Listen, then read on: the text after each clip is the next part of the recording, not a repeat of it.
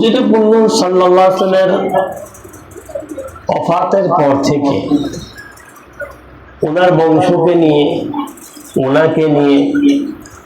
ওনার জীবনকে নিয়ে, আলে রাসূলদেরকে নিয়ে যে মিথ্যাচারগুলো হয়েছে, ইতিহাসকে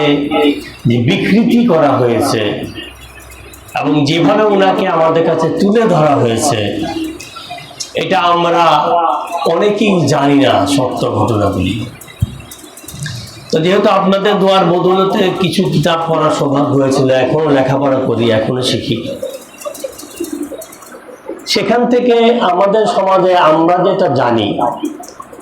ওনার দুধ মাতা সাইয়েদানা হালিমা ছিলেন, ইতিহাসে এটা কি জানে, কিন্তু উনার চেয়ে অনেক বড় অবদান যার ওনার খেদমতে, রাসূলের পূর্ণ সাল্লাল্লাহু আলাইহি ওয়াসাল্লামের মুরব্বী 4-3 জন এবং উনার পরে উনার বংশ 7 জেনারেশনকে যিনি লালন পালন করেছেন, যিনি খেদমত করেছেন, ওনার নাম হচ্ছে উম্মে ওয়ারা। উনাকে বালখাওয়া বলা হয়,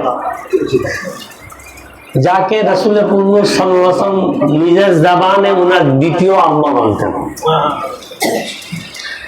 ইতিহাস তাকে চিনে না, আমাদের যারা আলেমে দ্বীন তারা অনেকেই চিনে না, মাসকিপুর কি হয়েছিল, অনেক আলেমে দ্বীন তাদের পুরো নাম জানে না, সাধারণ মানুষ কিভাবে জানবে?